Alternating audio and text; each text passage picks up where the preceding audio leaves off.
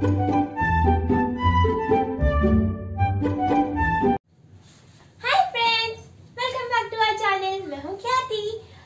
लोग ये सोच रहे होंगे कि मेरी बहन काव्यांशी कहाँ है, वो तो अपनी ऑनलाइन क्लासेस में है और अभी थोड़ी देर में आने वाली होगी।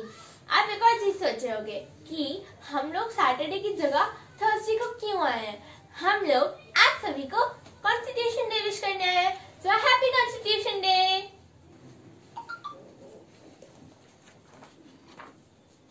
दीदी, हाँ बहन, आपको पता है हमारी मैम ने आज 3 नेशनल फेस्टिवल के बारे में बताया, रिपब्लिक डे, इंडिपेंडेंस डे और गांधी जयंती।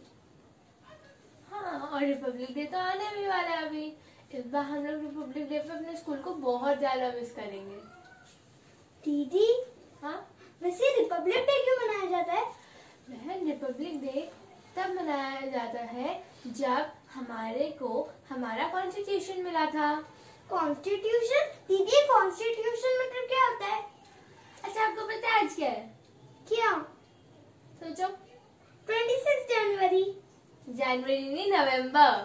आज है 26 नवंबर और आज ही के दिन 1949 में, यानी कि 26 नवंबर 1949 में हमारे को हमारा कॉन्स्टिट्यूशन मिला था, यानी हमारा कॉन्स्टिट्यूशन बनके तैयार हुआ था। दीदी, लेकिन कॉन्स्टिट्यूशन मतलब होता क्या है?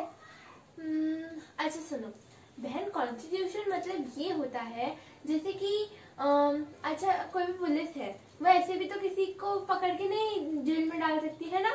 हाँ। कि उसने कुछ किया होगा तभी तो डालेंगी ना। तो अब ये कैसे पता चलेगा कि इसने किया या इसने किया है? इसके लिए होता है हमारे लॉ एंड ऑर्डर्स। इसमें से आपने कई बार शोज और मूवीज में देखा होगा कि पुलिस बोलती है क्या सबूत है आपके पास। सबूत भी हमारा एक प्रोटोकॉल यानी लॉ एंड ऑर्डर में से ही आता है। Law and order? Law and order means rules. जैसे आप क्लास में बैठते हो तो किसी बच्चे ने शैतानी किया, पनिशमेंट आपको मिल गई तो? हाँ, ऐसा भी हो सकता है। पर ऐसा नहीं होता क्योंकि हमारी क्लासेस में सीसीटीवी कैमरास लगे होते हैं, तो इसलिए ऐसा नहीं हो सकता। और जगह पर भी कैमरास होते हैं, इस वजह से वहाँ पे भी कुछ नहीं हो सकता। लेकिन दीदी, और बताओ ना मुझे कॉन्स्टिट्यूशन डे के बारे में। चलो ठीक है, अब मैं आपको एक बहुत इंटरेस्टिंग और एक्साइटिंग फैक्ट बताऊंगी। ओके? ओके। तो सबसे पहले हमारा कॉन्स्टिट्यूशन लिखा था डॉक्टर BR अम्बेडकर, यानी डॉक्टर भीमराव अम्बेडकर जी ने। BR अम्बेडकर? हाँ, इनके बारे में तो मैंने अपनी बुक में पढ़ा था। हाँ। सो उन्होंने हमारा कॉन्स्टिट्यूशन लिखा था पूरे 2 years 11 months और 17 days में। इतने सालों में कॉन्स्टिट्यूशन लिखा गया था। हाँ, इतने ही सालों में हमारा कॉन्स्टिट्यूशन लिखा गया था। और जिस दिन हमारे को हमारा कॉन्स्टिट्यूशन मिला था ना, उसी दिन हमारे को हमारा नेशनल एम्बलम भी मिला था। National emblem? हाँ। अब आप पूछोगी नेशनल एम्बलम क्या होता है? मुझे पता था। नेशनल एम्बलम, आपने अशोक चक्र देखा है? हाँ, देखा है ना। वो तो हमारे तिरंगे में होता है। हाँ। पर जो अशोक जी का स्तंभ था, उसका जो साइन था यानी चिन्ह था, वो हमारा नेशनल सिंबल होता है। ओके? आपने कभी देखा है नेशनल एम्बलम? नहीं। रुको, मैं आपको दिखाती हूँ। चलो मैं आपको दिखाती हूँ, एक मिनट। ये देखो, ये ऑयल पेस्टल ड्राइंग मैंने कल बनाई थी और ये जो है ना, ये हमारा नेशनल एम्बलम है। ये तो मैंने सिक्कों में भी देखा है दीदी। हाँ, ये हमारे इंडियन कॉइन्स पे भी होता है, इंडियन करेंसी पे। ये देखो, 26th नेशनल कॉन्स्टिट्यूशन डे। वाव! थोड़ा और बताओ ना मुझे कॉन्स्टिट्यूशन के बारे में। अभी रुको, अभी बताती हूँ। तो एक और इंटरेस्टिंग फैक्ट बताऊँ? बताओ ना। हमारा कॉन्स्टिट्यूशन जब अप्रूव हुआ था ना, यानी जब एक्शन में आया था, तब इसको अप्रूव करने के लिए 283 लोगों के साइंस लगे थे। 283 लोगों के सिग्नेचर। दीदी, मतलब कि हमारे कॉन्स्टिट्यूशन को बनने में इतना टाइम लगा? सिग्नेचर होते हैं। जैसे आपका स्कूल का पेपर आता है, मीन्स एग्जाम पेपर आता है, आंसर शीट आती है, तो उसमें मम्मी पापा साइन करके देते हैं ना। हाँ, तो वैसे ही जब हमारा कॉन्स्टिट्यूशन अप्रूव हुआ था तो उसमें 283 यानी 283 लोगों ने साइन किया था अपना।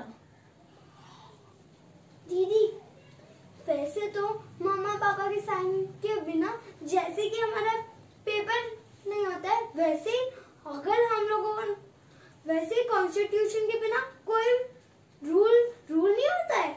नहीं, और एक और चीज बताओ। हमारा कॉन्स्टिट्यूशन के थोड़े थोड़े फैक्ट से थोड़े शेड्यूल 10 कंट्रीज में से लिए गए हैं। 10 कंट्रीज? हाँ, और हमारे कॉन्स्टिट्यूशन में 448 आर्टिकल्स और 12 शेड्यूल्स हैं। और एक और चीज बताऊं, हमारा जो इंडियन कॉन्स्टिट्यूशन है वो इंग्लिश और हिंदी दोनों में लिखा गया था। इंग्लिश और हिंदी दोनों में? हाँ, ताकि जिनको इंग्लिश आती हो वो इंग्लिश में समझ सके, जिनको हिंदी आती हो वो हिंदी में समझ सके। और क्या चीज बताओ। तो हमारा जो इंडियन कॉन्स्टिट्यूशन है ना, उसकी जो रियल कॉपी है यानी ओरिजिनल कॉपी है वो अभी भी पार्लियामेंट में रखी हुई है।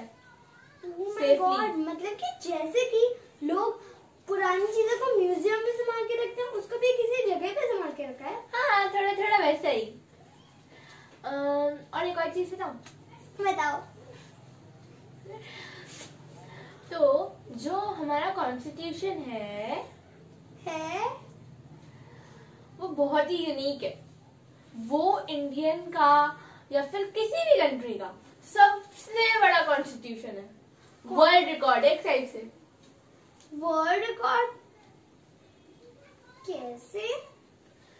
बहन, उसमें 1,17,000 एंड कुछ वर्ड्स लिखे गए हैं।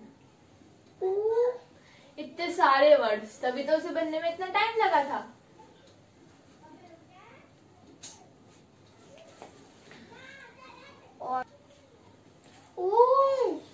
अच्छा, मैं कॉन्स्टिट्यूशन डे के बारे में एकदम अच्छे से समझ गई हूँ।